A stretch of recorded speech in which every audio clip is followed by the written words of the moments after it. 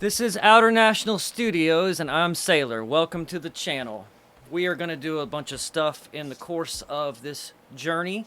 I am a one-man show in the studio. I do drums, guitar, bass, I sing, and I engineer, and I produce myself. So if you're into that kind of a thing, and you're stuck by yourself in the recording studio like I am, we're going to deal with a bunch of topics that will help you. And unlike a lot of the useful channels on YouTube that I have watched and gained a bunch of knowledge from, I sometimes am an idiot.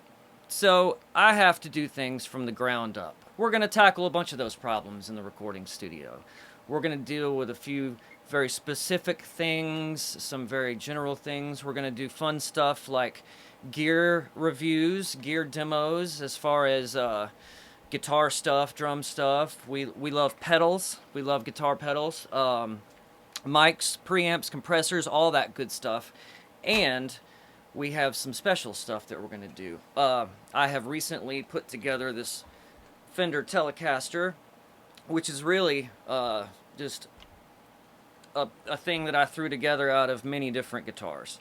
The finish was done by a guy named Tom Galden, who has a company called Southside Guitars, and this is kind of an unofficial Southside guitar, but he did the paint and the relic job on not only the paint but the hardware and the back of the neck and the headstock and everything. It looks great, and this is my first Bigsby, so that's been a learning process in and of itself. The Bigsby was not an easy thing to do.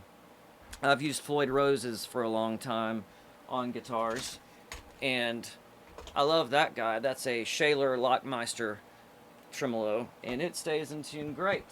I've also used Stratocasters with a Vega trim.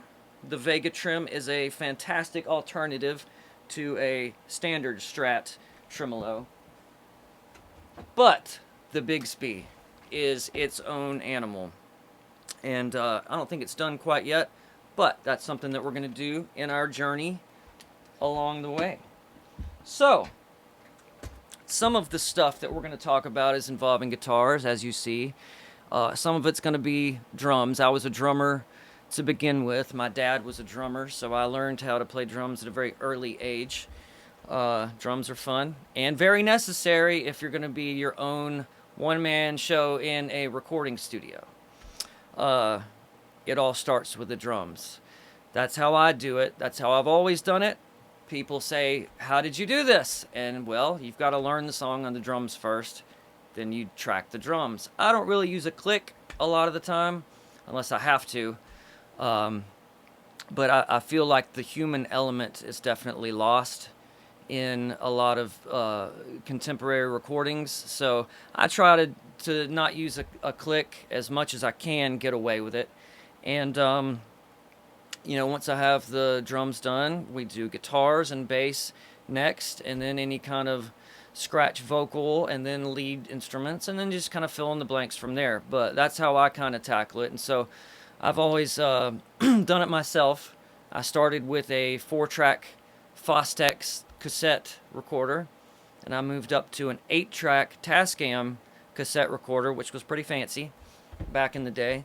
And then I got a Roland VS1680, which my friend Kelsey now has one of, and we're working with that. It's going pretty good. You can get a lot done with the limitations. I think limitations are something that help more than they hurt, because you have to commit, and committing is something that we lack a lot of in recording these days, because you can always fix it in the mix, so to speak, but we want to get things done right the first time. So we're going to do a lot of that on this channel. We're going to do, let's see, I have some notes here. I've got my idiot sheet. Pro Tools. I use Pro Tools. I've always used Pro Tools since I was a teenager learning how to use my first computer setup. And as a Pro Tools lover and an avid hater, they have recently, you know, done away with the subscription-only plan. Thank you, Avid. But there are some other things that are left to be desired. I have used a DigiDesign control surface for a long time. I have a Control 24, which we will show you in another video. And it's a good control surface for Pro Tools. I don't do Studio One. I don't do Logic. I don't do FL Studio. I don't do any of those things, and I'm sure they're great.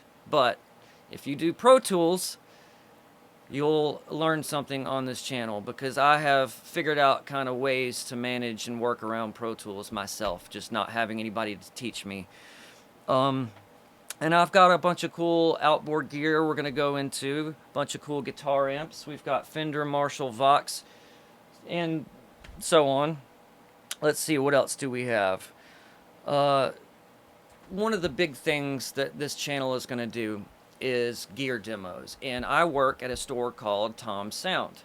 I also work at a store called Highland Music, and I have worked at Highland Music off and on since I was like 12 years old. So I've been around guitars all my life and drums all my life, and we're going to get some good gear in from those two stores to try, and I hope you come back and check us out for some of those videos. So we'll see you then. Thanks for stopping by, and I hope you enjoyed it.